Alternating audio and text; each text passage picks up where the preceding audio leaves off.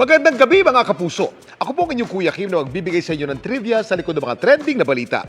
May isang rising content creator na nagva-viral ngayon ang kanyang boses. Sounds very familiar daw, ginagaya kasi niya ang inyong lingkod.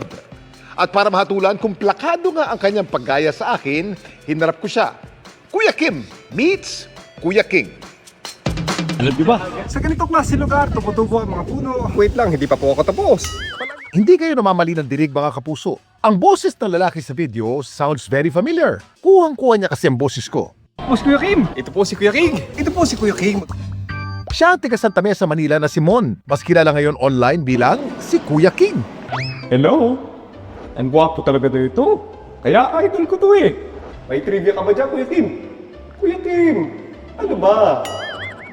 Si Mon isa raw talagang video editor, pero hindi raw siya nahihirapang gayahin ang boses ko. Talaga? Si Mon kasi isa ring voice actor. Inig ko rin na manggaya-gaya talaga ng boses. Kada may makikita kami bagong hayop, bagong lugar. So sabi ko, alam niyo ba na itong hayop na ito ay galing pa doon. Napakaganda talaga ng lugar dito. Kung nag-hike po kami sa Benguet, naisipan ko lang po mag-video. O tuloy pa rin, video.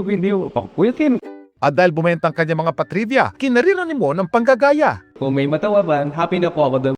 Pero ang paglilinaw niya, ang mga trivia ni Kuya King, kawagawa lang daw niya. Cocos palmera ang kanyang tinatawag sa science. Kuya King, ano ba? Yung mga trivia na sinasabi ko po, ano po yung lumabas na nasa utak ko, uy, wag mo na sana nilang isipin na lahat yun legit. Kuya Kim! Sobrang idol ko po si Kuya Kim. Hopefully, hindi po talaga siya galit sa akin. Sana magkita kami in person. At kahapon lang pinagbigyan ko hiling ni Kuya King. Sa araw na ito makikilala ko si Kuya King. Kuya Kim meets Kuya King.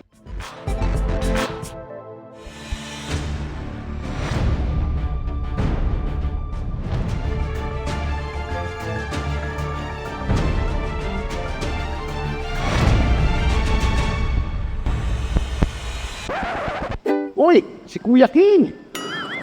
Hello, Kuya Kim. Kuya King, ano ba mga sinasabi ng netizens tungkol sa'yo? Kuya King, sabi po nila ako daw po si Kuya King na hindi nakapag-review. Sample nga tayo. Ito po si Kuya Kim, magbibigay sa inyo ng mga informasyon. At 24 oras yung pong kasama ngayon. Gusto mo makita paano ang trabaho ginagawa ko? Yes po. Magandang gabi mga kapuso! At syempre, di ko na pinalagpas sa kaming collab. Lagi tandaan, keep portate may alam. Ako po si Kuya King. At ako po si Kuya Kim. Sagot namin kayo, 24 oras. Amazing. meet you. Thank you po. It's my honor. Ito po si Kuya King. Pero may ideya ba kayo kung paano nagagaya ng isang tao ang boses ng iba? Ito po si Kuya King. Ano na?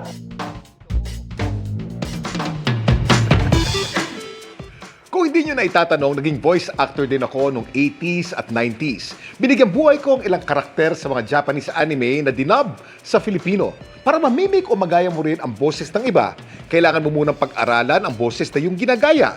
Kapag paulit-ulit mo itong naririnig, nagiging familiar ka sa tunog, tono at paraan ng pagsasalita. Kailangan mo rin mamemorya ang detalye ng boses gaya ng pitch o kung gaano kataas o kababa ang boses, bilis ng pagsasalita at pati rin ang accent. Sanayin mo rin ang iyong vocal cords at i-practice ang paggalaw ng bibig at dila. Samantala, para malaman ng trivia sa likod ng viral na balita, post o comment lang, #Kuya Kim, ano na? Laging tandaan, kimportante ang may alam. Ako po si Kuya Kim at sagot ko kayo, 24 oras.